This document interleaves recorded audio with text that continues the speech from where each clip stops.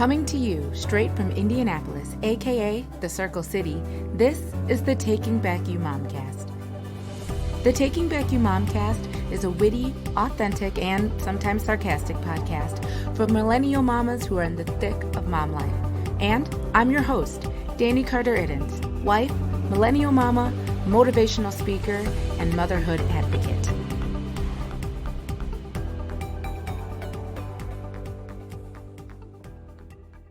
Hello, everyone. Welcome to the Taking Back You Momcast. I am your host, Dani Carter-Iddens. Like always, here we are on a Wednesday. We're getting ready. We are going to talk all about this week about motherhood and stress. And so all of you right now, I know before I even get into this topic, right now I already know, can I get an amen? There are a lot of you who are like, I don't even know what you're going to say, but I agree. Motherhood and stress. I feel like they pretty much go hand in hand. But what I want to talk to you today is, the reason I want to talk about this topic is because I have, I guess, what's the word? I've fallen upon some pretty interesting knowledge when it comes to stress and motherhood. And I was like, oh my gosh, I got to tell the girls, I got to tell all the other mamas, because this is like crazy town. It's like what is happening to us right now. So basically, what I read in Psychology Today, listen, we get Psychology Today because of my husband. He is a big, he's super smart and he reads all these cool magazines. And so sometimes I read them too because I run out of LTD commodities catalogs to read. So then I'm like, oh, what's Psychology Today saying? And so, so this week, I happened to pick up a Psychology Today. We have like our little basket next to our couch. And let me tell you something. My eyes about popped out of my head when I read this. It says that the United States, so like these United States, that we are in last place for supporting families and children. So basically what that means is that of all the, I don't know, like lead countries, head countries, whatever you want to say, however you want to say it, we are in last place as far as support for the family and support for the children in our family. And also, I'm assuming support for the people who are taking care of the children in the family and all that. And what I thought was interesting is they said that it was especially true for working moms. And so I was like, well, part of me was shocked and amazed. The other part of me was kind of like, well, yeah, duh. Because of just all the struggles that you guys have shared with me, and just everything that I know. So it was kind of like a twofold, like, oh my gosh, what? And then also like, yeah, that sounds about right. So, I wanted to talk about it today because I just thought motherhood and stress seem to go hand in hand. And I wonder why is that? Because I'm not exactly sure that fatherhood and stress go hand in hand. Now, like I said, I am a mother, so I've never been a father. And while I do believe that fathers stress about certain things, I think it's different. And I think the way we handle stress is different. And I think the way we internalize it is different. And so, I just really do think that it is a different experience, the stress that a mother has versus the stress that a father has. And kind of probably that, that kind of plays off the fact that we have different roles within the family. Some are like society based and some of them are just natural gender based. Like, women carry children in their bodies, so they can't, do X, Y, and Z, or we nurse, and so we can't do X, Y, and Z.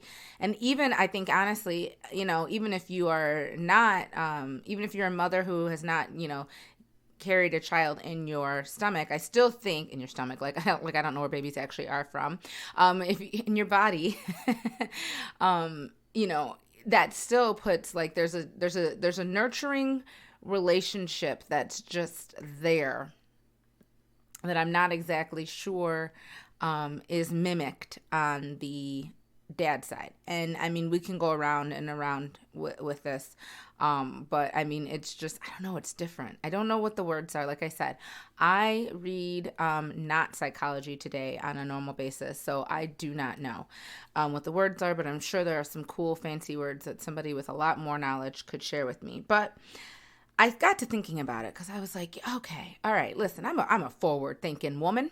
And, reading something like this was, like I said, it was twofold. It was like, duh. And it was also like, yeah. And it was also like, what? And it was also like, no. Because I know that this is a thing, but I just kind of wish it wasn't a thing. And, we talked about this a couple weeks ago where, the whole idea that women can have it all, it kind of backfired on us, especially on mamas. Because what happened is we were expected to give, equal devotion to all the things that we wanted to do. So if we wanted to be mothers and we wanted to, we wanted to be mothers, we wanted to be wives, we wanted to have careers.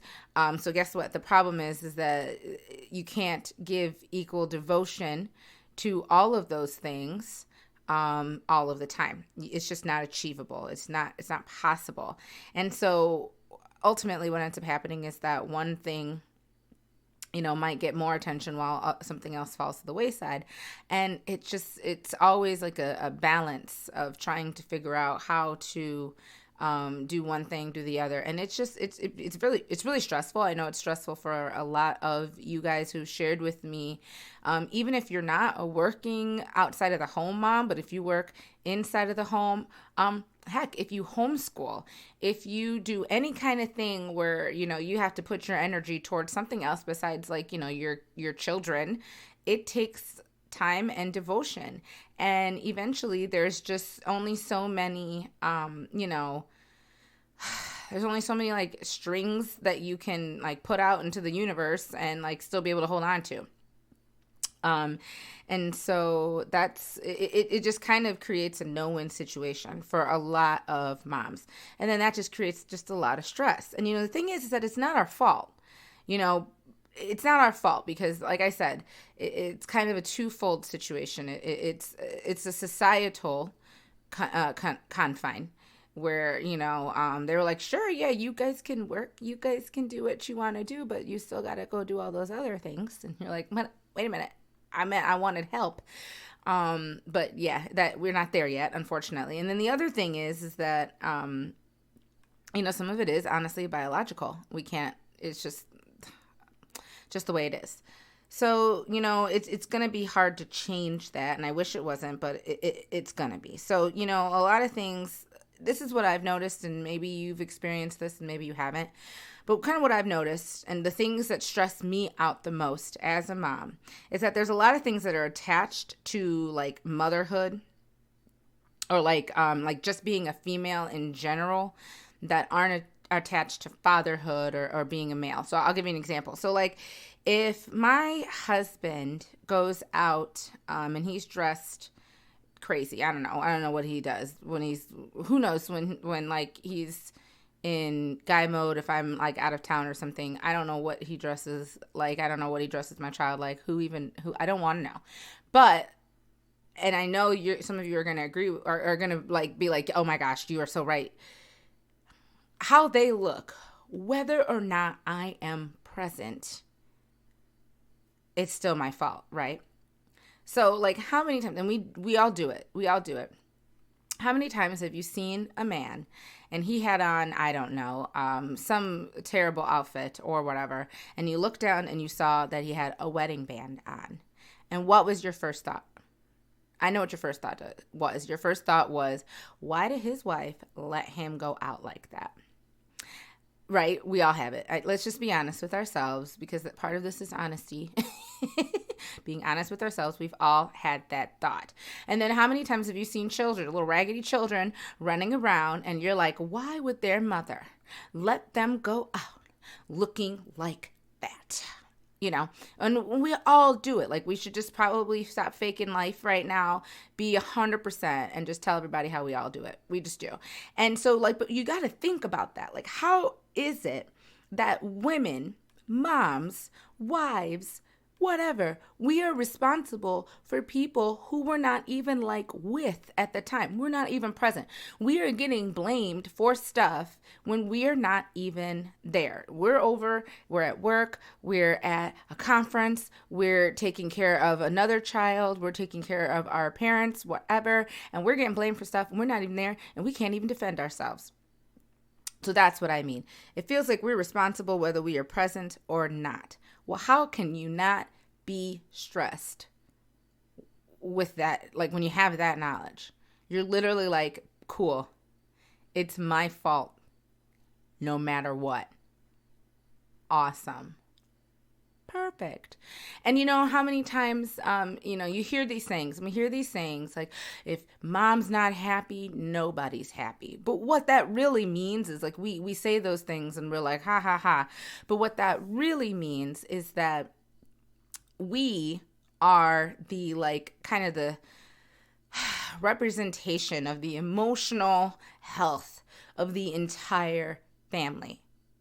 And like, yeah, you dang Skippy, we're stressed out.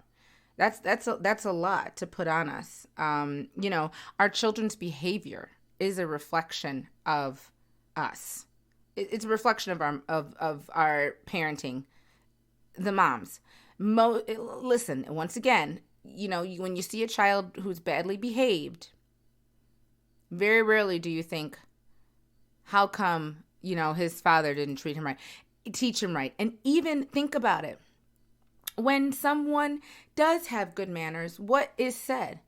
Well, yeah, my mama taught me right. We don't say my daddy taught me right. We say my mama taught me right.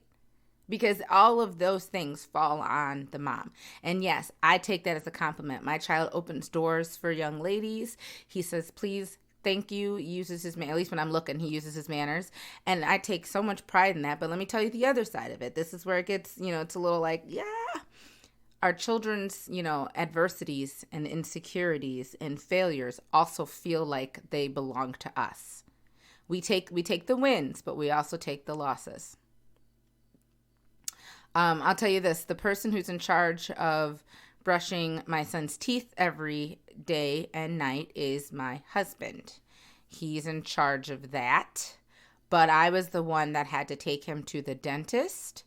And so when I was taking him to the dentist, I was like, oh my gosh, if he has a cavity, they're going to be looking at me crazy. Like, how come this woman doesn't brush this child's teeth correctly? Or how come she's feeding him too much sugar? Or how come and y'all know, and if you know me personally, you know that I don't feed my kid a lot of sugar because actually Jim and I are like super strict about the sugar situation. And in fact, our friends make fun of us because they say we're hippies and granolas, which we aren't, but like people, I guess, just perceive it as that. Fine, whatever. I'm just weird about high fructose corn syrup. Sorry, it's just facts. But anyways, I was like freaking out. I'm like, so when he didn't have cavities, I was like, oh my gosh, okay, crisis averted, I'm still a good mom. And like, what? That doesn't even make any sense. Like, there's a whole bunch of reasons a kid could have cavities. I'm like, I know he brushes his teeth. I see him. He does the act. He does like the act, fluoride. I mean, we pull out all the stops. We floss, so if he has cavities, it's truly just, he was supposed to have a cavity. It's nothing that we aren't doing. And if it is something, this is where somebody's going to be like, Dani, there is something that you're not doing. Bye. I don't need to hear that. We're doing the best we can, and he had no cavities, so I'm going to call it a win. There you go. But, like that fear, how many of us have that fear? We have that fear all the time. We fear that something is going to be wrong with our children, and then it's going to be our fault.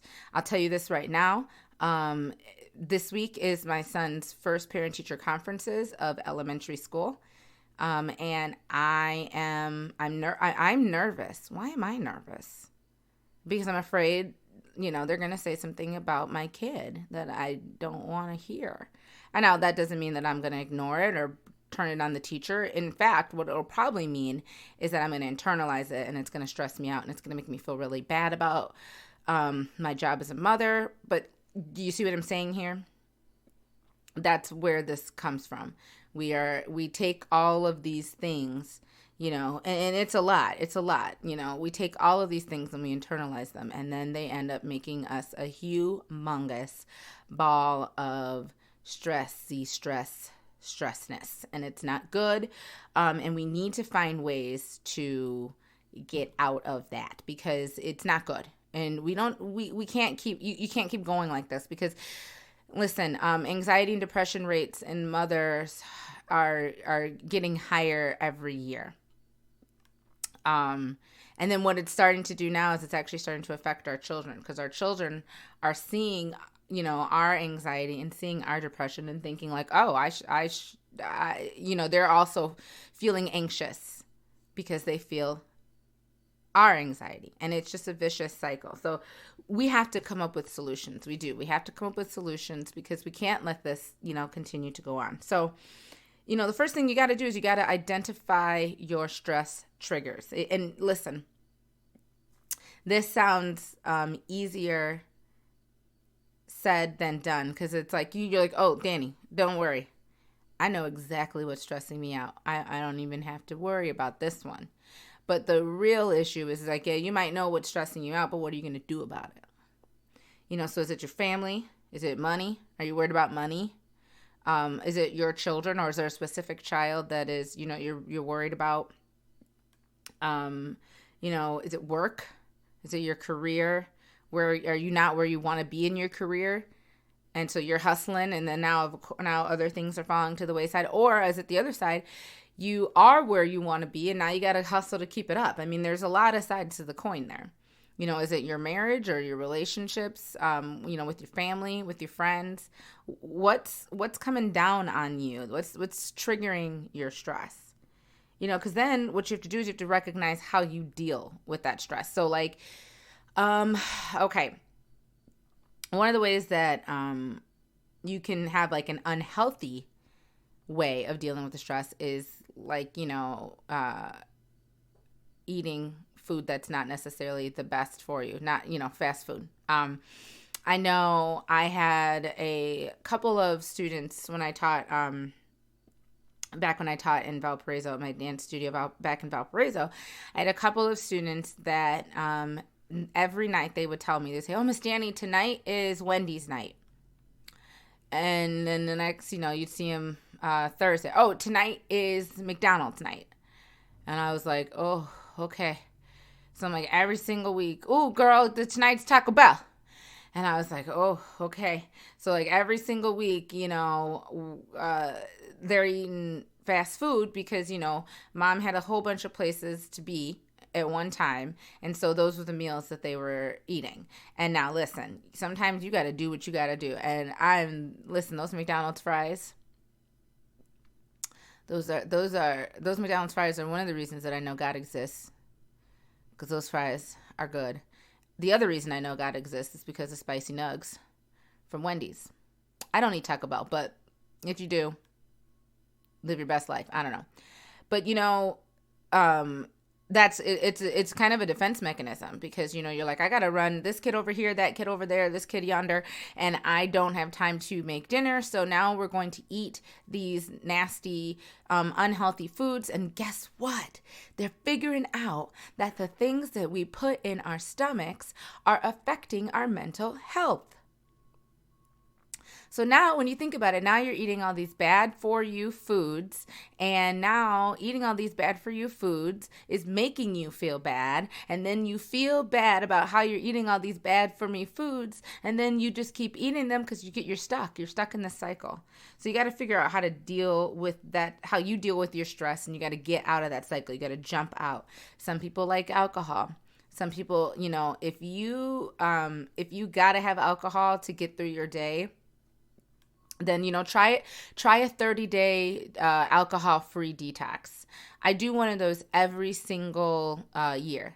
Every January, I do 31 days. No, actually, I guess it is still 30 days, because New Year's Day. Come on, I'm drinking my champagne on New Year's Day. But after that, for the month of January, I don't drink. And that's because I just want to make sure that I'm having like at least 1 month, to check in, make sure I'm not relying on it when I I don't want it to be something that I rely on, that I have to have. I just don't like that. So I always have that month where I'm like, oh, no, this is the month that we're just not doing this. And so for 30 days, I don't drink alcohol. And you know what? Here's what's crazy about it is I would say by about week 2, I forget alcohol even exists.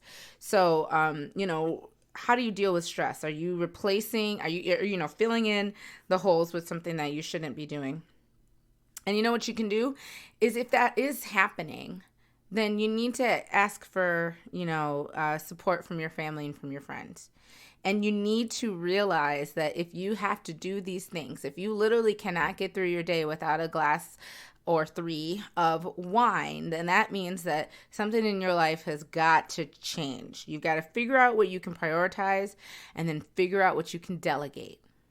Because you can't keep going like this. You can't take on too much because it's causing you to do, something that is not healthy for you. And it's not sustainable, because then when you're not healthy, then other things start to fall apart. You see what I'm saying here? So then, what you need to do is, once you figure out kind of what you're doing that's unhealthy when it comes to stress, you need to replace those things with healthy ways to deal with stress. So like hanging out with your friends, meet up with one of your girlfriends to go for walks a couple times a week, 3 times a week. Exercise in general. Exercise will help you release endorphins, which make you feel good, and they will help you reduce your stress. Talking things out, you guys, talking things out is so important, because if you are, not talking through your feelings, they're just going to get bottled up, and you're just going to be more and more stressed, more and more upset. And then you're going to be like, how when your kids get a bottle of soda and they walk it to you and you just watch them and they just shake it the whole way to you. And you're like, woo, child, that is going to explode everywhere when you get to me. And that's what happens. Well, that's literally you on stress if you don't have anything, if you don't have a good outlet for relieving your stress. And you know what? Like I said before, you got to avoid the habit of taking on too much. I talk all the time about saying no. Saying no, saying no. If you need a refresher on how to say no, go back and go on takingbackyou.com. Or go on DaniCarterIdens.com. Doesn't matter which. I have a Monday motivation about how to say no. And it doesn't mean you have to be mean, doesn't mean you have to be rude, but it's just like you have to be honest with yourself and realize that you can't take on, too much. You don't want to bite off more than you can chew. It's not good for anybody. It's not a good look. And listen, those people that want you to do all this stuff, that are asking you to do all this stuff, it may feel like an honor, but if you take on too much and you're not able to give them 100%, those same people are going to be coming for you. They're going to be like, oh, I can't believe she did all this and she can't even do it. She can't even give us 100%. And you're like, well, a minute ago you were talking about how great I was. So which is it? So, just be realistic. It's better to tell them on the front end, hey, this is not something that I can do right now, than to get in over your head and then just be like, I'm stuck. This is where I am. So make sure that you're not taking on too much. And and the last thing, guys, here's the last solution. And it could honestly be the first solution, because it could be the catalyst for doing all the other things. It's like, seek professional help. Seek professional advice. I am a humongous proponent of therapy and counseling. Please, if you need to talk to someone, by all means do it.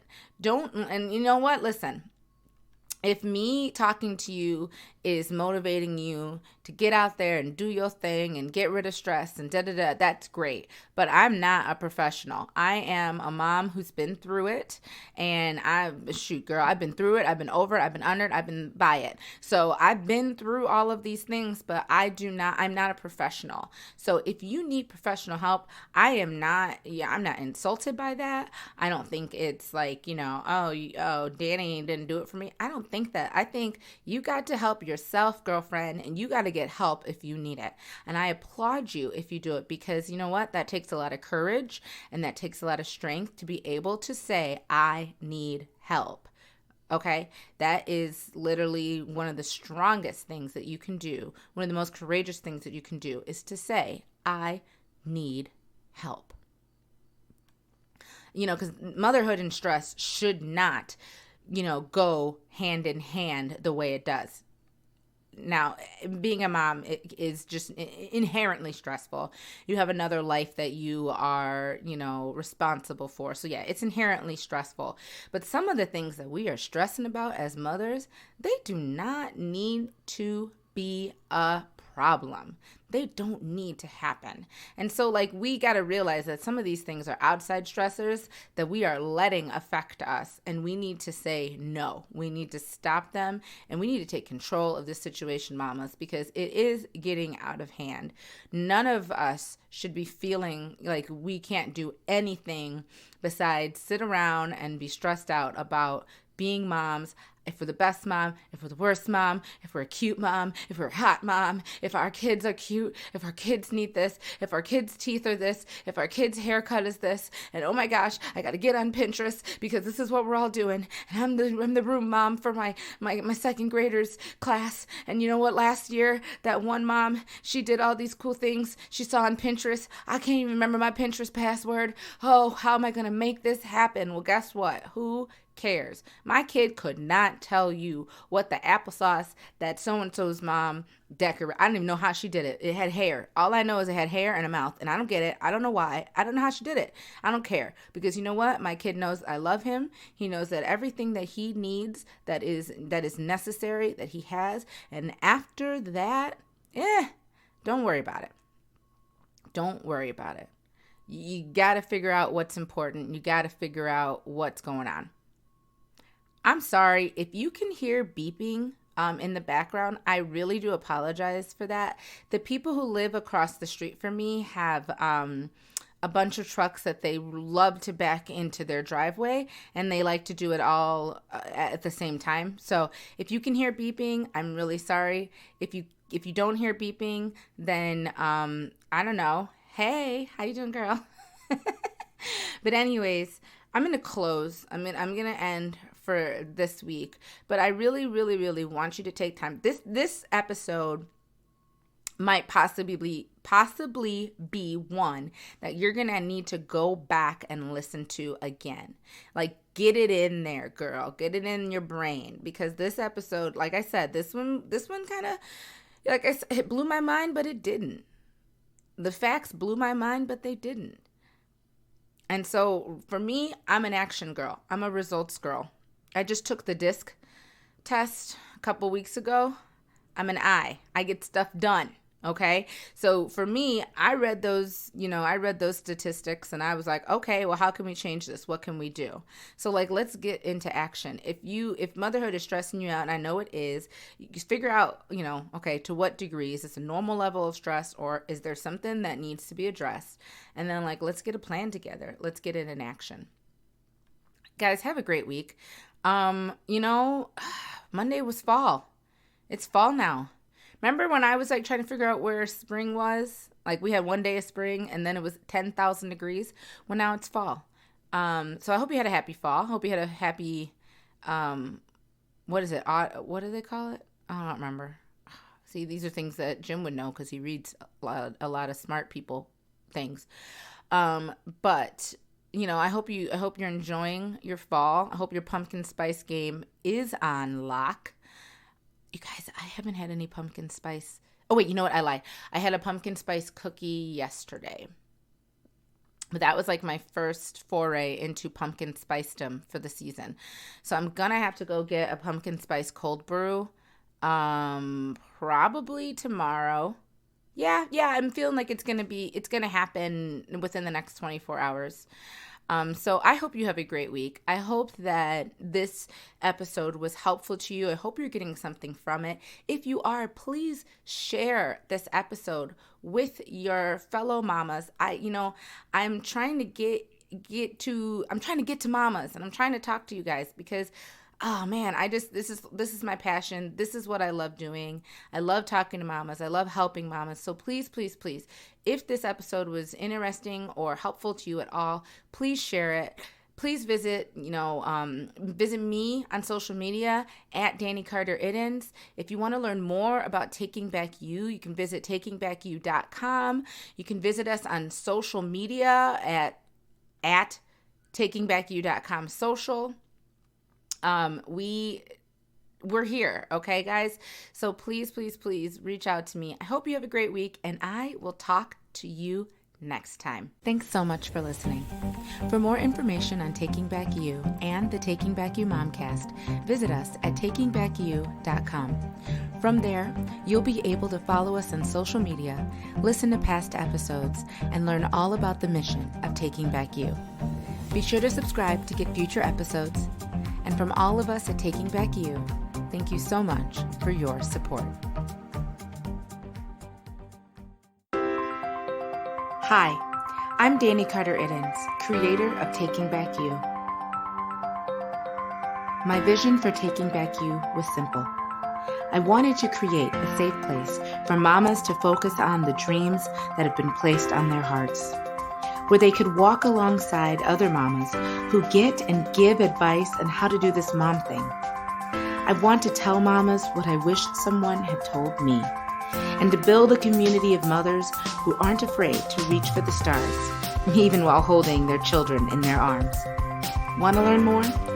Visit takingbackyou.com, because at Taking Back You, we know happy moms raise happy kids.